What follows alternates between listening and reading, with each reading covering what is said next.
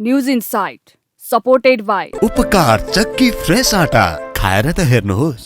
Plumber pipes र fitting टिकिरहन्छ चलिरहन्छ। स्वास्थ्य र शक्तिको लागि उपकार हनी।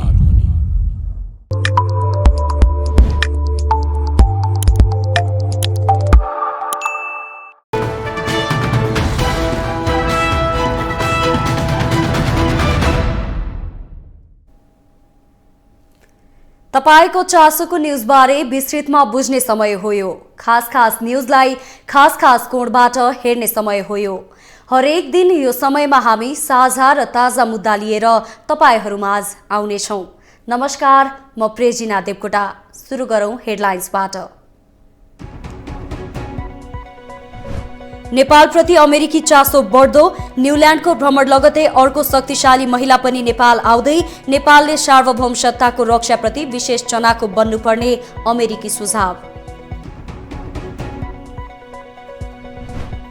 रवि लामिछानेको सांसद पद रिक्त भएको सूचना प्रतिनिधि सभालाई दिइयो। लामिछाने उम्मेद्वार बनेदेखि निर्वाचित भएको लगायतका काम बदर भएको जानकारी।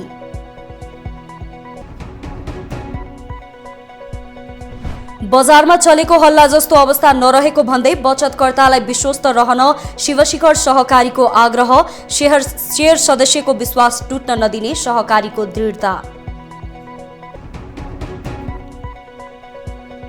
भूकम्पले ढलेका धेरै धरोहरहरू 7 वर्ष बित्दा पनि उठ्न सकेनन्। केही सम्पदा अझै टेकोको भरमा, बाँकी रहेका सम्पदाको पुनर्निर्माण अनिश्चित।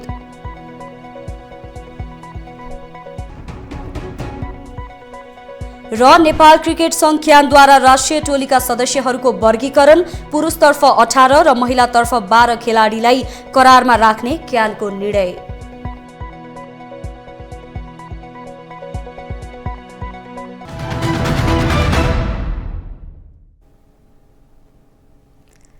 अमेरिकी सरकारको अनुभवी कूटनीतिज्ञ भिक्टोरिया न्यूल्याण्डको नेपाल भ्रमणको चर्चा सेलाउन नपाउँदै अमेरिकाको उच्च ओहदामा आसीन अर्की शक्तिशाली महिलाले पनि नेपाल भ्रमण गर्ने भएकी छन्।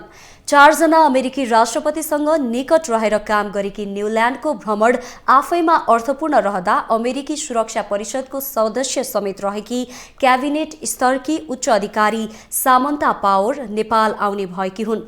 अमेरिकाको यो सदाशयताको पछि के आशय होला त्यो देखिएला नै, तर नेपाललाई स्वतन्त्र नजरले हेर्दै अमेरिकाले उच्च महत्वमा राखेको अब भने प्रश्न भएको छ। एक रिपोर्ट।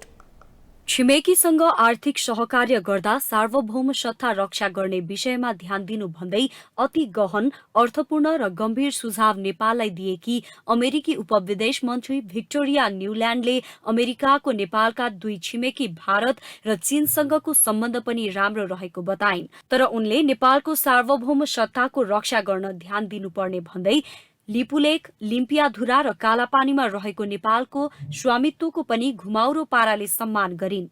आर्थिक सहकार्य मार्फत चीनले उसका छिमेकी राष्ट्रहरूसँग गरेको व्यवहारप्रति पनि सचेत हुन नेपाललाई उनको सांकेतिक सुझाव थियो। हुन त न्यूल्याण्ड नेपाल र अमेरिका बीच दौत्य सम्बन्ध स्थापना भएको 75 वर्षको अवसरलाई महत्व दिँदै आइन्। तर उनले दिएको सन्देशले भने 2 शक्तिशाली छिमेकी भारत र चीनमा भने तरंग पैदा गरेको छ। In order to plot a course forward together and in order to talk about the projects that we can do together, as I said, to strengthen democracy here, to strengthen our partnership on global issues. We're also very strong partners in the United Nations, supporting and defending the UN Charter.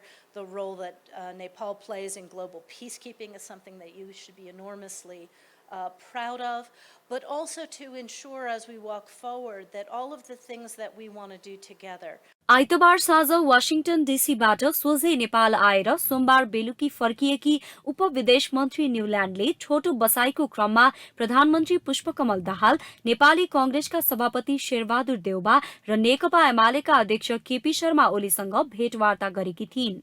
न्यूल्याण्डसँगको भेटमा भएका कुराकानी तीनै जना नेताले सार्वजनिक गरेका छैनन्, तर फर्कन अघि पाटन दरबार स्क्वायरको भ्रमण गरेपछि आयोजित पत्रकार सम्मेलनमा न्यूल्याण्डले प्रश्नसँग भनिन्, नेपालसँगको सम्बन्ध र सहकार्यलाई थप बलियो बनाउँदैछौं। So our interest, to the second half of your question, is in a continuingly strong and vibrant democratic Nepal that charts its own course.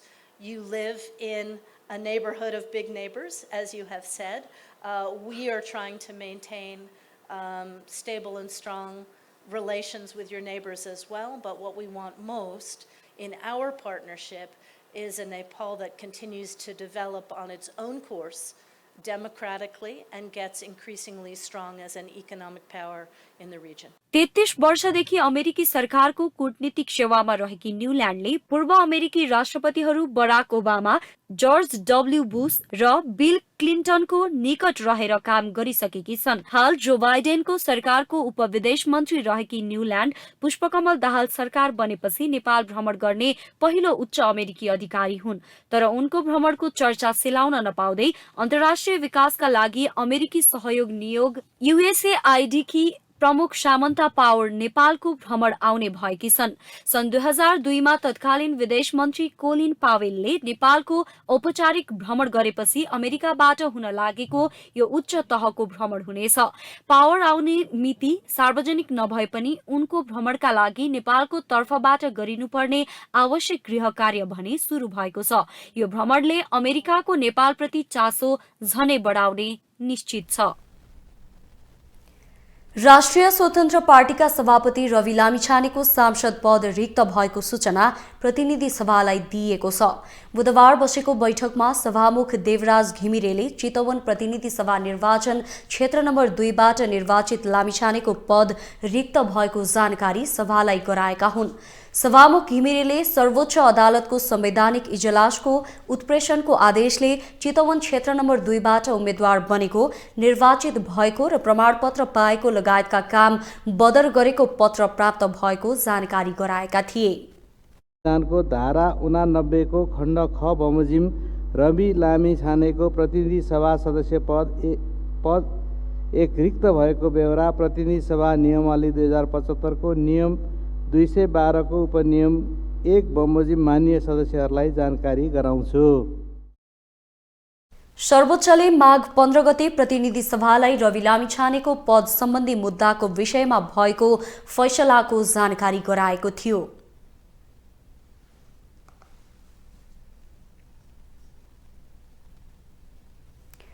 पछिल्ला दिनहरूमा नेपाली कांग्रेसका सांसद रामहरि खतिवडा राष्ट्रिय स्वतन्त्र पार्टीका सभापति रवि लामिछाने विरुद्ध खरो रूपमा पेश भइरहेका छन्। उनी संसददेखि विभिन्न कार्यक्रमहरूमा लामिछाने विरुद्ध अभिव्यक्ति दिइरहेका छन्। लामिछानेलाई गृहमन्त्री बनाउने चर्चापछि उनी झनै आक्रोशित भएका छन्। पछिल्लो राजनीतिक घटनाक्रमका विषयमा केन्द्रित भएर सहकर्मी ऋषि खतिवडाले गरेको कुराकानी अबको क्रममा। तपाईहरुले गठबन्धन फुटाउन खोजेको हो? हामीले फुटाउनै पर्दैन। उहाँहरू कति दिनसम्म टिक्नुहुन्छ त्यो हेर्न मात्रै चाहेका छौँ। हामी फुटाउन चाहदैनौँ। के प्रक्षेपण गर्नुभएको छ? अहिलेको गठबन्धनको आयु कहाँसम्म जाला, कसरी अगाडि बढ्ला? अब पूर्व पश्चिम उत्तर दक्षिण चारवटा ध्रुव मात्रै भएदेखि व्याख्या विश्लेषण गर्न मिल्थ्यो। 7वटा ध्रुव छन्।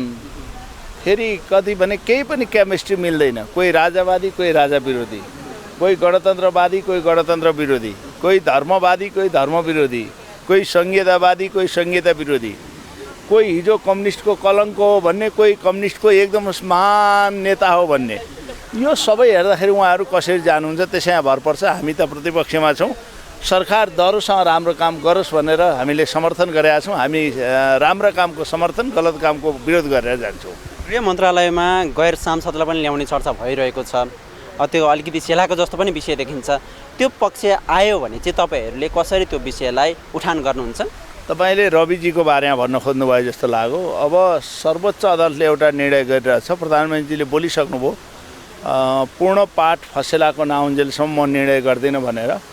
म एउटा सम्भावना बोकेको युवा मित्र रविलाई अनुरोध गर्न चाहन्छु, तपाईँ सोसल मिडियामा काम र मिडियामा काम गरे जस्तो मुलुक चलाउनु हुँदैन।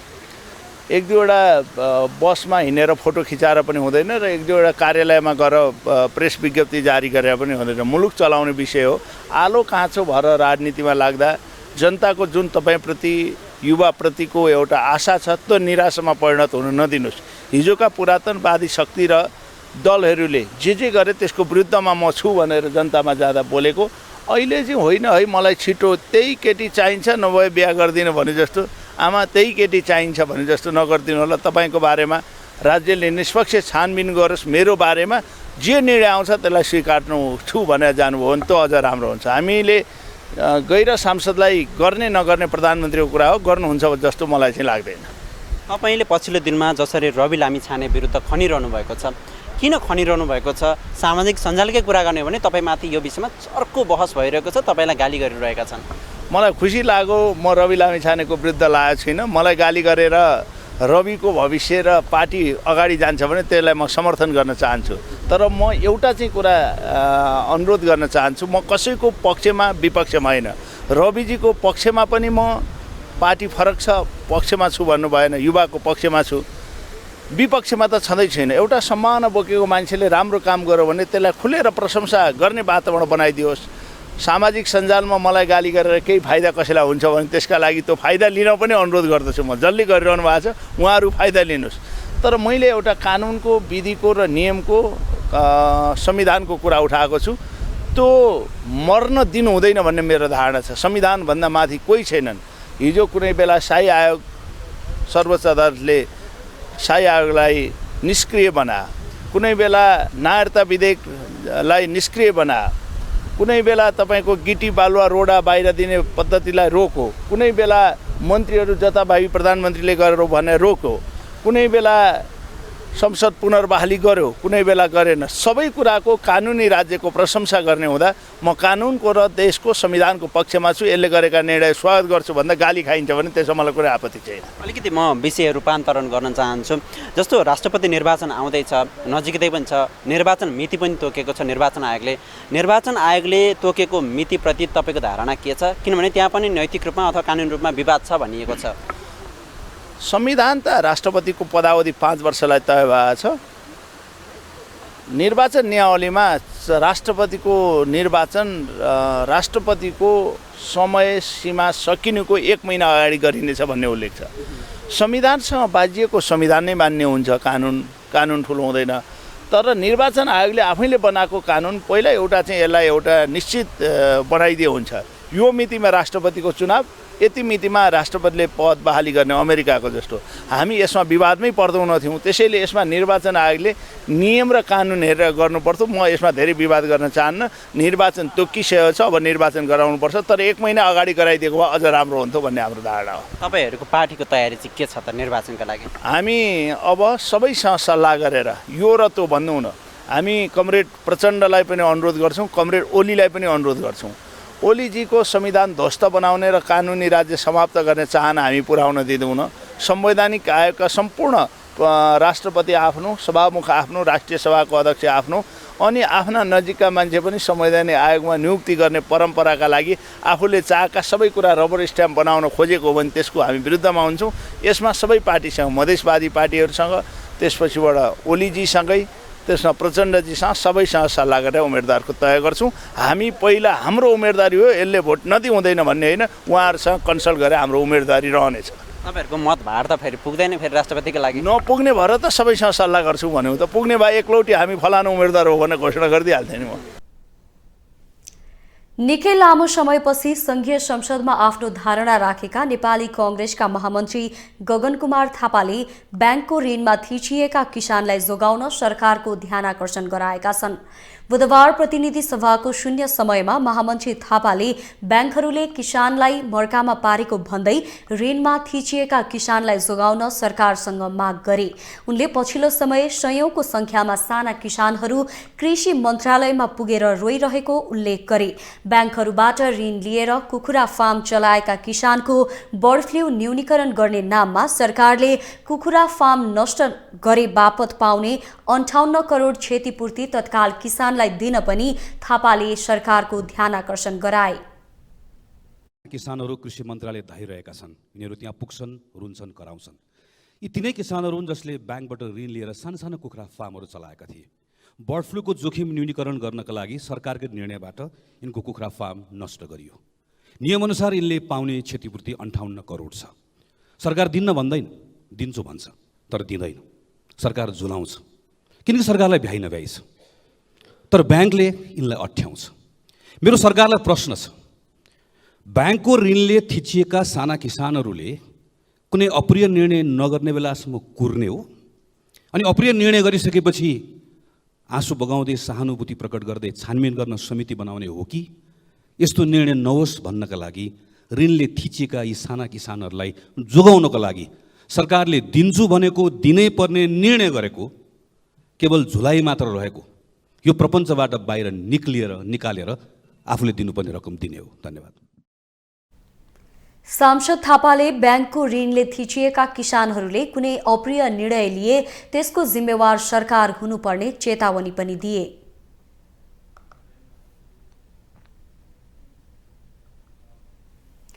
प्रतिनिधि सभाको बुधबारको बैठकमा आर्थिक वर्ष 2078-79 को राष्ट्रिय मानवाधिकार आयोगको 22औं वार्षिक प्रतिवेदन पेश भएको छ। उक्त क्रममा शून्य तथा विशेष समय लिएर सांसदहरूले आफ्ना भनाइ पनि राखेका छन्।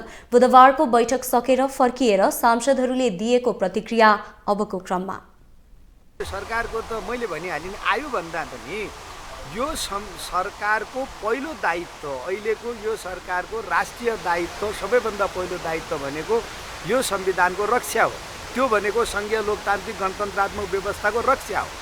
त्यसपछि मुलुकलाई यही व्यवस्थाका मार्फतले दिगो शान्तिमा लैजाने, मुलुकलाई सुशासनमा लैजाने, समृद्धिमा लैजाने र विकासमा लैजाने यसको राष्ट्रिय दायित्व भने यो संविधानकै रक्षाका बारेमा त आशंका अझै देखिसक्यो नि। त्यसकारण सरकारको आयु भन्ने कुरा त अब केही कुरै रहेन। सरकारको आयु भन्दा नि यो सरकारको जो मूल एजेन्डा हो त्यो एजेन्डाबाटै सरकारका मानिसहरू विचलित भइसकेका छन् भने अब त्यहाँनिर चाहिँ त आयु त कति होला आफै अनुमान गर्नुहोस्। खुट्टा त उचाल्नु भयो होला नि तपाईँहरूले? होइन, खुट्टा हामीले उचाल्नै परेन। हामी त बडो धैर्यताका साथ विपक्षमा प्रतिपक्षमा बसेका छौँ, तर उहाँहरूबाट न संविधानको रक्षा हुन्छ न उहाँहरूको आयु दीर्घकालसम्म जान्छ। अब गृहमन्त्री त अब एकजना भएको गृहमन्त्री विदा हुनुभएको छ। अब नयाँ गृहमन्त्रीको नियुक्ति प्रधानमन्त्रीले छिटै गर्नुहुन्छ। अब सत्ता पक्षको नै झगडा बढी हुन थाल्यो। मैले त शुभकामना दिए पनि लाग्दैन होला भनिसकेँ। अब पहिला हाम्रो चाहिँ यहाँ होस् अथवा सिंहदरबार ग्यालेरी बैठक होस्, सत्तापक्ष र प्रतिपक्षको अलिअलि हुन्थ्यो। बाहिरतिर पनि सत्तापक्ष प्रतिपक्षको अलिअलि भए देखिन्छ। यहाँ त सत्तापक्ष नै लडाइँ हुन थालिहाल्यो। त्यस कारण रोड पेगले चाहियो, किन सँगसँगै बस्दाखेरि भेट्दाखेरि त आधा हुनसक्छ नि, को छुट्याउन आउने त्यहाँ, त्यसैले रोड छुट्टै चाहियो भने यो विषयमा कुनै निर्णयहरू छैनन् हाम्रो त्यस प्रकारको। जहाँसम्म राष्ट्रपतिको प्रसङ्ग हो, राष्ट्रिय सहमति आजको मुलुकको आवश्यकता हो र त्यसका केही व्यावहारिक आधार सम्भावनाहरू देखा परिराखेका सन्दर्भमा राष्ट्रिय सहमतिको लागि प्रयास गर्नुपर्छ भन्ने अहिले यही कुरा हो। राष्ट्रपतिको लागि हाम्रो कुनै पोजिसन बनाएको स्थिति होइन। दोस्रो कुरा, अब गृहमन्त्रीको बारेमा त छलफल भइराखेको छ गठबन्धन पार्टीहरूको बिचमा। अदालतका सबै अब कोनबाट पनि आइसकेको स्थिति, सबै विषयलाई हेरेर केही दिन वेट गर्नुपर्छ होला भन्ने कुरा मात्रै हो। चुनौतीका चाङबीच पर्यटन मन्त्रालयमा सुदन किरातीले नेतृत्व सम्हालेका छन्। पर्यटन व्यवसायी निराश छन्, खर्चालु पर्यटक आउन छोडेका छन्। उनी नेतृत्वमा रहँदा कसरी काम गर्लान् त? सहकर्मी ऋषि खतिवडाले मन्त्री किरातीसँग गरेको कुराकानी अबको क्रममा। सर, पछिल्लो समय विशेष गरी पर्यटन क्षेत्रमा तपाईँले आफ्नो जुन तरिकाले काम गरिरहनुपर्छ त्यो चाहिँ एकदमै आफ्नो सक्रियता बढाइरहनु भएको छ। के देख्नु भएको छ सम्भावना र चुनौती के देख्नु भएको छ? अहिले म एकदमै सानो र साधारण काममा लागिराखेको छु। म एउटा प्रश्नको उत्तर खोजिराखेको छु। हाम्रो देशको संविधानको आधारमा कानुन छ, कानुनको आधारमा बनेको संरचनाहरू छ। ती संरचनामा कर्मचारीहरू छन् तर काम छैन। म आज परिणाम कसरी आउँछ भनेर परिणाम खोजिराखेको छु। हाम्रो देशको सम्भावना भनेको त पर्यटनको निम्ति व्यापक सम्भावना हो। उत्तर र दक्षिण दुईपट्टिको जनसङ्ख्याबाट हामीले 1-1 करोड मात्रै तपाईँको चाहिँ नेपालमा पर्यटकहरू भित्राउनु पाए हामी त कहाँदेखि कहाँ पुगिहाल्छौँ। त्यसको निम्ति हाम्रो देशमा त्यस्तो अद्वितीय सम्पदाहरू छ। हाम्रो सामाजिक र सांस्कृतिक भाषिक विविधता पनि छ। भौगोलिक विविधताहरू पनि त्यत्तिकै छ। यो हाम्रो सम्भावना हो र चुनौती भनेको चाहिँ हामीले समयमा भने जस्तो पूर्वाधारहरू निर्माण गर्नु नसक्नु, हामीले तपाईँको चाहिँ बनाएको एयरपोर्टहरूमा अन्तर्राष्ट्रिय तपाईँको चाहिँ विमानहरू राख्न नसक्नु लगायतका चुनौतीहरू पनि छन्। जस्तो वर्तमान समयमा पोखराकै कुराकानी गर्ने हो भने पोखरामा पनि अहिले आन्तरिक पर्यटकहरू घटेका छन् अथवा बाह्य पर्यटकहरू पनि घटिरहेका छन्। यो पछिल्लो यतिको दुर्घटनाका कारण पनि भनिएको छ। यस्ता खाले दुर्घटनाले चाहिँ नेपालको पर्यटक क्षेत्रमा पार्ने असर चाहिँ के हुनसक्छ? तपाईँको आकलन के हो? स्वाभाविक रूपमा दुर्घटनाले प्रभाव पार्छ नै र नेपालको आकाशलाई सुरक्षित बनाउने र यो चाहिँ भयरहित बनाउने कुरामा हामी दिनरात गरेर लागिराखेका छौँ। स्वाभाविक रूपमा प्रभाव त पार्छ नै। जस्तो विगतका पनि अनुभव हेर्ने हो भने पर्यटन मन्त्रालयमा जति मन्त्री फेरिने संस्था कुनै पनि हुँदैन थियो। त्यो प्रभाव होला, त्यो दबाब होला, के होला आफ्नो ठाउँमा छ। तपाईँमाथि चाहिँ यस्ता प्रभाव दबाब अथवा यस्ता तपाईँमाथि आउन सक्ने विभिन्न समस्याहरू के हुन सक्छन्? यसलाई तपाईँले कसरी चाहिँ आफ्नो समस्यालाई चाहिँ ट्याकल गर्नलाई आफ्नो पूर्वाधार अथवा आफू तयार रहनुहुन्छ? सबै आउने दबाब, प्रभाव, लोभ, प्रलोभन यी सारा कुरा मेरो छातीभित्रको इमान्दारिताले परास्त गर्छ भन्ने कुरा म विश्वास छु। अब तपाईँ एयरपोर्टमा पनि विभिन्न समय जानुभयो, त्यहाँ थुप्रै समस्या छ। जति तपाईँ सहज रूपले भनिरहनु भएको छ, यात्रुहरूले त्यो सहजता महसुस गरेको वर्तमान अवस्था छैन। यो सहजताका लागि तपाईँले अब के गर्नुहुन्छ? मैले हिजो जे कुरा निर्देशन गरेको छु त्यो जसरी पनि पुरा गर्नुपर्छ भनेर म लागेको छु। निर्देशनको निम्ति निर्देशन गरेको छुइनँ। जे कुरा मैले समस्या देखेको छु त्यो कुरालाई म पुरा गरेर छाड्छु र म अहिले गराइराखेको छु। जस्तो मैले पर्यटन बोर्डको पनि कुराकानी गराइरहेको थिएँ। विभिन्न व्यक्तिहरूले गर्दा पर्यटन बोर्डले जति गर्नुपर्ने कामहरू त्यो आवश्यक छैन, त्यसलाई चाहिँ खारेज गरिदिए हुन्छ पनि आवाजहरू उठिरहेको छ। यो पर्यटन क्षेत्रका व्यक्तिहरूले नि यो आवाजहरू उठाइरहेका छन्। तपाईँमा चाहिँ यो विषय कसरी आइरहेको छ? वास्तवमा यसको आवश्यकतालाई चाहिँ कसरी पुष्टि गर्ने त त्यसो भए? अब म त भर्खर 15 दिन पनि भएको छैन यहाँ आएको। म अध्ययनमा छु, म एकदम अध्ययनमा छु। त्यस्तै गरी पर्यटन व्यवसायहरूको पनि विभिन्न गुनासाहरू रहेका छन्।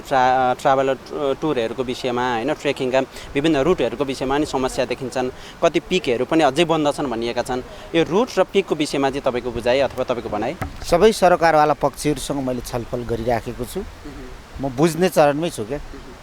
तपाईँ मन्त्रालयबाट निस्किँदै गर्दा चाहिँ ठ्याक्कै ठोस यो काम चाहिँ मैले पुरा गरेको हुनेछु भन्ने विषय चाहिँ के रहनेछन् अन्तिममा? त्यो अब आउनेछ। म केही समयपछि अध्ययन गरेपछि मेरो आफ्नो तत्कालीन, अल्पकालीन र दीर्घकालीन आफ्नो दृष्टिकोण म प्रस्तुत गर्छु। तपाईलाई इनसाइटमा पुनः जोड्नेछौँ।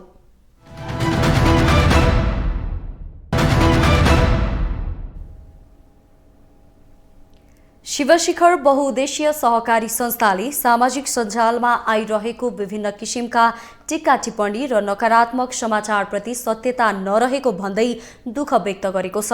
संस्थाको प्रधान कार्यालयले एक प्रेस विज्ञप्ति जारी गर्दै आफ्ना सदस्यहरूलाई त्यस्ता भ्रामक समाचारमा कुनै सत्यता नरहेको भन्दै ढुक्क भएर कारोबार गर्नका लागि वातावरण सृजना गर्न विज्ञप्ति निकालिएको उल्लेख गरेको छ। सहकारीको माध्यमबाट देशको सामाजिक आर्थिक विकास गर्ने मुख्य उद्देश्य रहेको यस संस्थाको नेपालभर 37वटा सदस्य सेवा केन्द्रहरू सञ्चालनमा रहेका छन्। साथै शिवशिखर बहुउद्देश्य सहकारी संस्था अहिले साधारण सभाको तयारीमा रहेको समेत विज्ञप्तिमा उल्लेख गरिएको छ।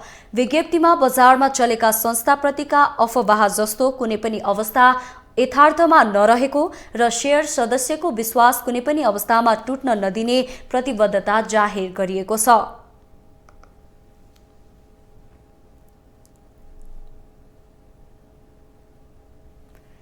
त्रिभुवन विश्वविद्यालय अन्तर्गतको चिकित्सा शास्त्र अध्ययनरत विद्यार्थीहरू आन्दोलित भएका छन्। मौका परीक्षा दिन पाउनुपर्ने आफूहरूको मागलाई बेवास्ता गरेको भन्दै उनीहरू आन्दोलित बनेका हुन्। यही मागलाई लिएर विद्यार्थीहरू विभिन्न निकायमा जाँदा पनि माग भने सम्बोधन भएको छैन। बुधबार उनीहरू माइतीघर मण्डलामा उपस्थित भई त्रिभुवन विश्वविद्यालय विरुद्ध प्रदर्शन गरे। विरोधमा सहभागी विद्यार्थीहरूको भनाई अबको क्रममा। विद्यार्थीहरूले पढ्नै नदिने के विद्यार्थीहरू त पढ्न खोजिरहेछन् नि त। त्रिभुवन विश्वविद्यालयमा के छ भनेपछि सेकेन्ड इयरको स्टुडेन्टहरूलाई 4वटा अटेम्प दिएर अनि त्यसपछि चाहिँ कलेज आउट गर्ने सिस्टम रहेछ। 1-2 मार्कले कहीँ कलेज आउट हुन्छ विद्यार्थी ल पढ्न सक्दैन भने त 1-2 मार्कले फेलै हुँदैन नि त्यसले त खासमा कलेज आउट गर्ने नै होइन जो पढ्न भनिरहेछ भने उसलाई पढ्न दिनुपर्छ नि त जुन यहाँ दुई बुँदे सहमति छ कि यसमा के छ भन्दाखेरि एउटामा छ कि त हामीलाई पढ्न पाऊँ होइन जुन चाहिँ केयुमा अरू बिपीमा सबै युनिभर्सिटीमा 6 चोटि छ हाम्रो ट्युमा जम्मा 4 चोटि छ दोस्रो वर्षको जुन चाहिँ हामीलाई असहनीय छ एकदम अपराधजन्य छ हामीले कि त पढ्न पाऊँ कि त नत्र भने हाम्रो 5-5.5 वर्षमा पैसा 2 वर्षमा उठाइन्छ त्यो पैसा चाहिँ फिर्ता पाऊँ तर यो सहमति जुन गरिएको छ भदौमा यो कहिले पनि पुरा भएको छैन कहिले पनि हाम्रो कुरा सुनिएको छैन यहाँ एमबीबीएस र बीडीएसमा होइन ब्यारियरमा पढ्ने विद्यार्थीहरू 4 जना विद्यार्थीले आत्महत्या गरिसकेका छन् र अझै विद्यार्थीहरूले आत्महत्या गर्न सक्छन् भोलिको दिनमा यस्ता केही दुर्घटनाहरू भयो भने त्यसको जिम्मेवारी कसले लिनु त होइन त्यो पनि दिव्या सिंहले सोच्नुपर्छ विद्यार्थीहरूले यहाँ 5 वर्षको पैसा तिरिसके होइन पढ्न पाएको छैनन् पैसा पनि फिर्ता पाउने स्थिति चाहिँ छैनन् हामीलाई चाहिँ एक्सप्लेनेसन चाहिन्छ कि होइन हाम्रो यो माग किन पुरा भइरहेको छैन यो सहमति पत्र हामीले 31 भाद्र 2079 गरेको त्यो अहिलेसम्म किन लागू भएन अनि उहाँले भन्नुभएको छ कि अब ब्यारियर हुँदैन ब्यारियर सिस्टम जस्तो चलिरहेछ त्यस्तै चल्छ भनेर हामीलाई एक्सप्लेनेसन चाहियो किन अनि हामी कुरा गर्न रेडी छौँ तपाईँको के पोइन्ट छ टेबलमा राख्नु हामी आफ्नो पोइन्ट राखौँला आफ्नो पर्सपेक्टिभ राखौँला तर मान्नुहुन्न त्यही भएर हामी यस्तो पाराले आउन परिरहेछ अझै हामी के अरे हाम्रो आन्दोलन अझै स्ट्रिक्ट हुँदै जान्छ उहाँबाट के जवाब आएन भने डिन कार्यालयसँग जुन सहमति भएको थियो भदौ 31 गते त्यो चाहिँ कार्यान्वयन भएन त्यसमा चाहिँ हाम्रो मुद्दा नम्बर 1 मा चाहिँ एमबीबीएस र बीडीएस विद्यार्थीहरूलाई चाहिँ 2 चान्स बढाउने भनेर हाम्रो सहमति भएको थियो भने दोस्रो नम्बरमा चाहिँ यदि हामीलाई पढ्न दिने वातावरण भएन भने हाम्रो पैसा चाहिँ फिर्ता गरिदिने भन्ने हाम्रो सहमति भएको थियो त्यो कुरा चाहिँ कार्यान्वयन नभएका कारणले आज चाहिँ हामी आन्दोलनमा आएका छौँ 2072 सालको भूकम्पका कारण देशभर 32 जिल्लाका 920वटा सम्पदाहरू क्षतिग्रस्त भए तीमध्ये धेरै सम्पदा पुनर्निर्माण भइसकेका छन् तर भूकम्पले क्षतिग्रस्त पारेको 7 वर्ष बितिसक्दा पनि केही सम्पदाको पुनर्निर्माण अझै सम्पन्न हुन सकेको छैन भने केहीको त सुरुवात नै गरिएको छैन किन त भन्ने प्रश्नको चित्तबुझ्दो जवाफ भने कतैबाट पनि पाउन सकिएको छैन एक रिपोर्ट कुनै पनि देशको पहिचान त्यहाँका सम्पदा र संस्कृतिले झल्काउने गर्दछ अझ नेपाल त विश्वमा नै कला संस्कृति र सम्पदाले भरिपूर्ण देशका रूपमा चिनिन्छ नेपालका सांस्कृतिक र पुरातात्विक महत्त्व बोकेका धरोहरहरू विश्व सम्पदा सूचीमा सूचीकृत छन् तिनै सूचीकृत मध्येको हनुमान ढोका दरबार क्षेत्रका केही सम्पदाहरूमा पनि भूकम्पले क्षति पुर्यायो भूकम्पले ढालेका केही सम्पदा पुनर्निर्माण सम्पन्न भएर उभिएका छन् तर केही सम्पदाहरूको निर्माणले भने अझै पनि पूर्णता पाउन सकेको छैन ती मध्येका केही सम्पदाको स्थिति भने कहाली लाग्दो अवस्थामा नै छ टेकर लगाएको भएर नि पर्यटकहरू आउन डराइरहेछ यो एरियामा जति आउँछ अगाडिबाट अलि हिँडेको हुन्छ होइन उनीहरूले नि भन्छ अब कतिले त हामीले सोधिरहेको हुन्छ कि किन नबनाएको भन्छ त्यो हामीलाई थाहा हुँदैन होइन यो चाहिँ भनेको यो सरकारले नै हेर्नुपर्ने चिज हो यो कुरा के कुरामा चाहिँ चित्त नबुझेर चाहिँ नबनाएको हो किन पहल नगरेर सबै बनाइसक्यो हेर्नु तपाईँ यो बिल्डिङहरू सबै बनिसक्यो यो एउटा चाहिँ किन नबनेको त हामीलाई पनि जोखिममै छ हेर्नु कुन बेला के होला भन्ने डर पनि छ हनुमान ढोका दरबार हेरचाह अड्डाका अनुसार दरबार क्षेत्रभित्र रहेका 80% सम्पदाको पुनर्निर्माण सकिएको छ केही सम्पदाको पुनर्निर्माणको कार्य भने अझै पनि सुरु हुन सकेको छैन अब अहिले अनगोइङ प्रोसेसमा रहेका चाहिँ अब हाम्रो दरबारभित्रको कन्टेक्स्टमा कुरा गर्दाखेरि चाहिँ यो त्रिभुवन सदन जुन सेतो बिल्डिङ न्यू क्लासिकल डिजाइनमा बनेको छ त्यो चाहिँ अब सुरु भएको छ र भित्र चाहिँ अब शिव मन्दिर पनि बन्ने क्रममा अब जापानिजहरूले चाहिँ त्यसको चाहिँ अहिले इस्टिमेटहरू तयार गर्दैछ सबै र अर्को काम हातै नहालेको चाहिँ अब यो हाम्रो आगम चाहिँ बाँकी छ त्यो तत्कालै गर्नुपर्ने त्यो पनि निकट भविष्यमा बनाउने प्लान छ यता बसन्तपुर क्षेत्रमै पर्ने नेपाल संस्कृत विश्वविद्यालय पनि पुनर्निर्माणको पर्खाइमा छ। नेपाल संस्कृत विश्वविद्यालय नव आदर्श माध्यमिक विद्यालयको पुनर्निर्माणको कार्य काठमाडौँ महानगरपालिकाको जिम्मेवारीमा रहे तापनि यस विषयमा भने महानगरपालिका बोल्न चाहेन। दरबार क्षेत्रकै मोहनकारी चोक, सुन्दरी चोक लगायतका स्थान पनि पुनर्निर्माण नभएकै कारण सर्वसाधारणका लागि निषेधित छ। दरबारका जीर्ण सम्पदा नबन्दा मूर्ति तथा ऐतिहासिक कलाकृतिले उचित स्थान पाएका छैनन्। पुनर्निर्माण सुरु नै नभएका सम्पदाहरू वर्षौंदेखि टेकोको भरमा टिकेका छन्। भारत सरकारले नेपाललाई हरेक वर्ष दिँदै आएको अनुदान बजेट यस वर्ष घटाएको छ। भारतीय वित्त मन्त्री निर्मला सीतारमणले बुधबार भारतीय संसदमा नरेन्द्र मोदी सरकारको दोस्रो कार्यकालको पूर्ण बजेट पेश गर्दा नेपाललाई दिने सहयोगमा कटौती गरिएको उल्लेख छ। आर्थिक वर्ष 2023-24 को वार्षिक बजेटमा यसपटक भारत सरकारले नेपाललाई 5 अर्ब 50 करोड सहयोग उपलब्ध गराउने भएको छ। गत आर्थिक वर्षमा भारतले नेपालका लागि 7 अर्ब 50 करोड भारतीय रुपैयाँ विनियोजन गरेको थियो। भारतीय विदेशी मन्त्रालय मार्फत वितरण हुँदै आएको सहयोग बजेटमा यसपटक भारतले भुटानका लागि उल्लेख्य सहयोग गर्ने भएको छ। भारतले भुटानलाई यस आर्थिक वर्षमा 24 अर्ब भारु सहायता अनुदान स्वरूप उपलब्ध गराउने भएको छ। यस्तै अफगानिस्तान र बंगलादेशलाई समान 2 अर्ब उपलब्ध गराउँदा श्रीलङ्कालाई 1 अर्ब, मालदिप्सलाई 4 अर्ब, म्यानमारलाई 4 अर्ब र मंगोलियालाई 7 करोड भारु सहायता दिने बजेटमा उल्लेख गरिएको छ। यस्तै अफ्रिकी मुलुकहरूलाई 2 अर्ब 50 करोड रुपैयाँ सहायता दिने घोषणा पनि भारतीय बजेटमा व्यवस्था गरिएको छ।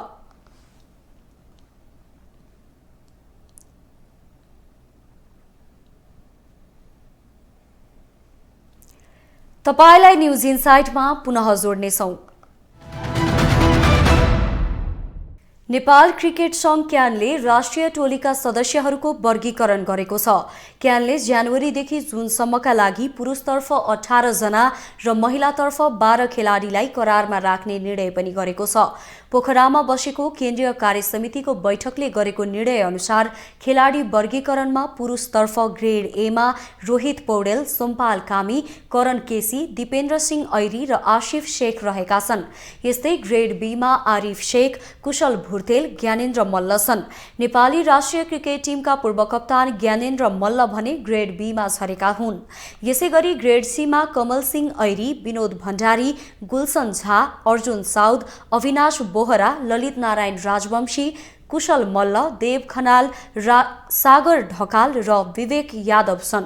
बलात्कारको आरोप लागेका सन्दीप लामिछानेको निलम्बन क्यानले फुकुवा गरे पनि वर्गीकरणमा उनलाई भने समेटिएको छैन। यता महिलातर्फ ग्रेड ए मा रुबिना छेत्री, सीता राणा मगर र इन्दु वर्मा छन् भने ग्रेड बी मा काजल श्रेष्ठ, कविता कुँवर, अश्मिना कर्मचार्य छन्। यस्तै ग्रेड सी मा कविता जोशी, बिन्दु रावल, संगीता राई, ममता चौधरी, ज्योति पाण्डे र अप्सरी बेगम छन्। पुरुषतर्फ ए ग्रेडका खेलाडीले मासिक 60,000, बी ग्रेडका खेलाडीले 50,000 र सी ग्रेडका खेलाडीले 40,000 प्राप्त गर्नेछन्।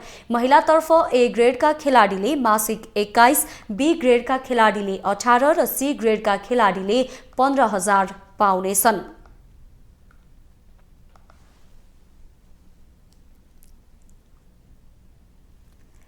पाँचौं सम्झना कप टेबल टेनिस प्रतियोगिता जारी छ।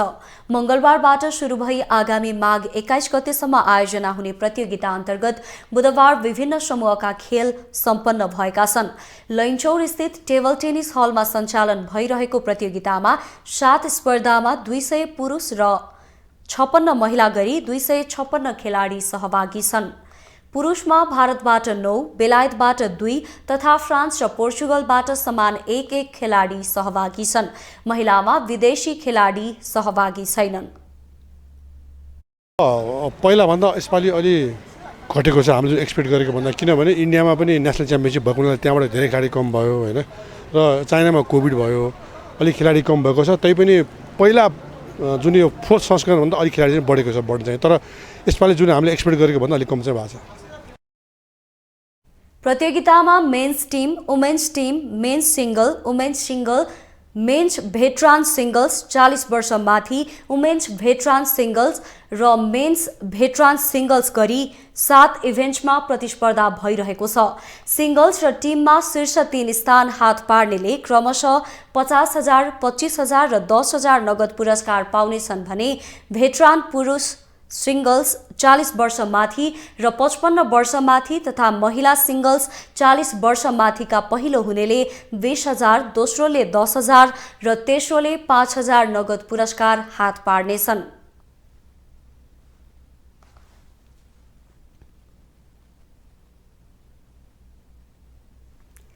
इरानमा सडकमा नाचिरहेको आफूहरूको भिडियो पोस्ट गरेको आरोपमा एक जोडीलाई 10.5 वर्षको जेल सजाय सुनाइएको छ। सामाजिक सञ्जालमा नाचेको भिडियो पोस्ट गरेका उनीहरूलाई भ्रष्टाचार, वेश्यावृत्ति लगायतका मुद्दामा जेल सजाय सुनाइएको हो। एक रिपोर्ट। इरानमा 20 वर्षमाथि उमेरका एक जोडीलाई सडकमा नाचिरहेको भिडियो सामाजिक सञ्जालमा राखेकै कारण 10.5 वर्ष जेल सजाय सुनाइएको छ। उनीहरूलाई भ्रष्टाचार, वेश्यावृत्ति र प्रोपोगान्डा गरेको आरोपमा दोषी ठहर गरिएको अन्तर्राष्ट्रिय सञ्चार माध्यमहरूले जनाएका छन्।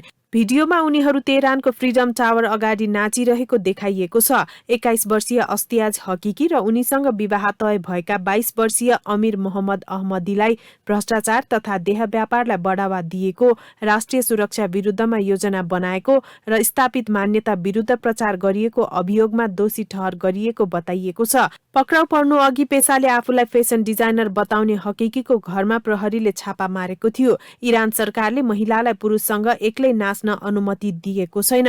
गत वर्ष सेप्टेम्बरमा 22 वर्षीय महसा अमिनीको प्रहरी हिरासतमा मृत्यु भएपछि सरकार विरोधी प्रदर्शन देशभरि फैलिएको थियो।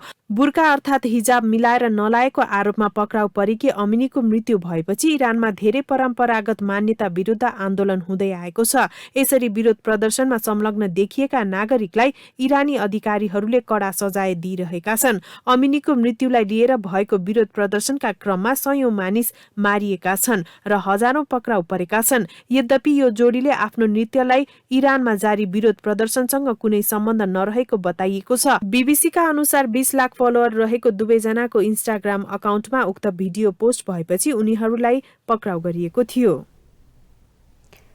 देश विदेशका यस्तै विभिन्न विषयवस्तुसँग हामी तपाईलाई जोडिरहनेछौँ न्युज इनसाइटमा। नमस्ते।